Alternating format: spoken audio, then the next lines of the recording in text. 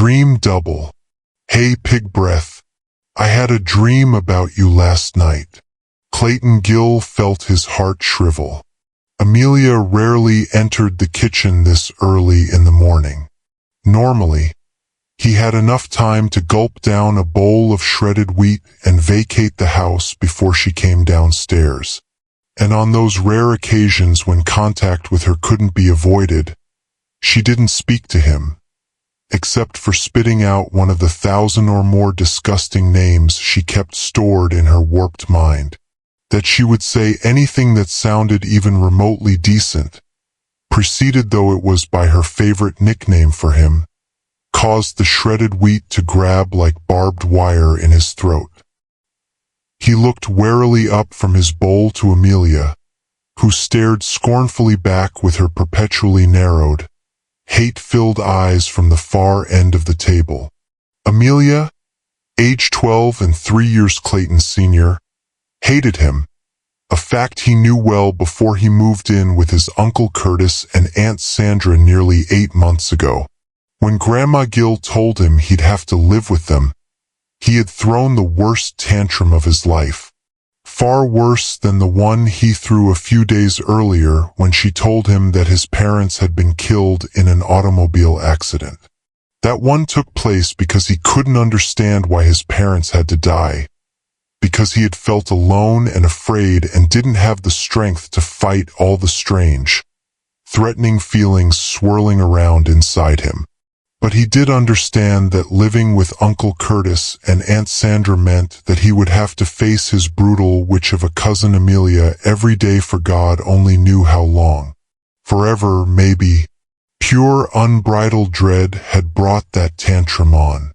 Grandma Gill didn't tell him that she was paying his aunt and uncle $200 a month to keep him. He learned that just a few weeks ago when his aunt left his grandmother's check on the kitchen table while she went to answer the phone. He didn't have the foggiest idea why Amelia hated him.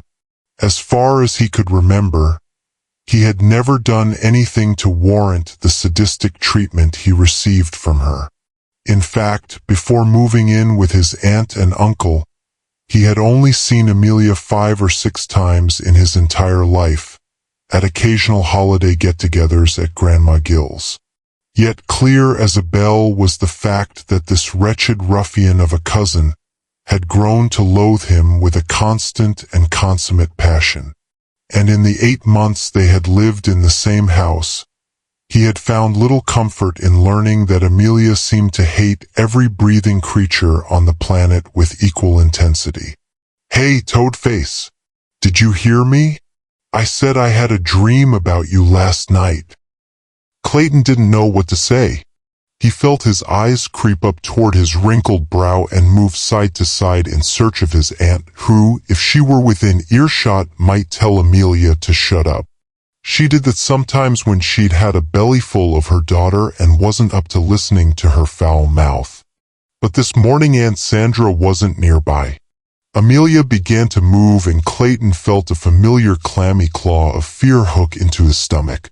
She never came near him unless she intended to beat the crap out of him. Reaching him, she grabbed his hair and yanked his head back until he felt a series of sharp little cracks from the bones grinding in his neck. Amelia was big, built like a wrecking ball, and nearly as heavy. The kids at school laughed behind her back and had about as many gross names for her as she had for him. Not one of them dared to use any of those names to her face, though. Not even the 6th grade boys. Not since last spring when Greg Hott, the toughest of the lot, called her blubber ass and was rewarded with 27 stitches in his face and a cast around his left arm. "I'm talking to you, maggot brain. Are you listening? Don't you want to know about my dream?" Clayton couldn't control the sharp shriek that squeezed out of his mouth when Amelia's hand knotted itself into his hair and set the roots on fire. "Shut up, you miserable worm, or I'll rip your scalp off. Understand?" Clayton clamped his eyes shut and turned limp, a tactic that sometimes worked if Amelia wasn't in too foul a mood. At such times he'd get off with nothing worse than a solid smack to an ear or a sharp cuff to the back of his neck. No such luck this time. Amelia's hand twisted deeper into his hair, a sure sign that the worst was yet to come. "It was night in my dream," Amelia whispered gruffly into his ear. "It was raining and you were crawling around in the mud. Only the rain wasn't water and the mud wasn't dirt. The rain was blood and the mud was guts and brains. And you were crawling around in that oozing slop like a stinking hog. And you were laughing like crazy, like you were having the time of your life. What do you think of that, you little maggot?" She gave a quick, violent tug to his hair, then viciously smacked the side of his face. Her fingers closed around his ear and twisted. Pain flooded through his cheek and he instinctively reached for his throbbing ear. Though he tried desperately not to, he began to cry. Cackling madly, Amelia tore his hand from his cheek and continued twisting his tortured ear. "Why are you crying, pig breath? Huh? Why all the big, wet tears? You weren't crying in my dream. You were laughing. Laughing and grunting and having a grand old time while you were slopping around in that stinking mess of guts and brains. Why, little baby pig breath Clayton? Why were you enjoying yourself so much? Was it because you like chewing on guts? Or is there another reason? Huh? Tell me, you slimy worm. Why were you laughing in my dream? For Christ's sake, you two brats, shut up down there. Knock it off now, or so help me I'll come down and beat the hell out of the both of you. You hear me?" For the moment, Aunt Sandra's voice boomed liberation down the stairwell and into the kitchen. Amelia grabbed Clayton's hair again, twisted his head upward, and growled into his burning ear. "This isn't over yet, wart face. I'm going to have the same dream tonight. I just know I am. And I'll find out what you thought was so funny. And if you're a good little toad the rest of the day, maybe I'll tell you all about it in the morning." The heel of Amelia's hand thudded like a brick into the back of Clayton's head. Amelia backed away, followed by her cold, jeering laugh. And Clayton, his face pressed into his hands and his bruised ear burning like something infected, felt a brief wave of rage billow inside him before it collapsed under a stronger wave of pain and humiliation. But the roiling anger remained in his gut, a small fiery coal that refused to go out. That night Clayton had a dream, the same dream Amelia had told him about that morning. It was night in the dream, just as she had said, and there was a strange reddish glow all around. It was raining too, but the rain was thick and lumpy. It looked like blood and splattered down into a steaming, churning mass of grayish-yellow ooze that did look like brains and guts, just as Amelia had told him. A witness to this odd, gruesome dream from someplace detached, Clayton felt his stomach turn and rise toward his throat. Then something caught his eye, something that stirred within the viscid pool of squirming gore, then moved like some huge zigzagging burrowing animal. He watched horrified as a head broke the surface and his eyes nearly popped from their sockets when he recognized a grotesque, dream-created version of himself staring crazily back at him. Its eyes were wide and frenzied and its mouth was furiously chomping on a blood-filled piece of intestine. Its hair was matted and covered with pus-colored splotches of jagged flesh that leaked twisting streams of dark gloppy blood down its face.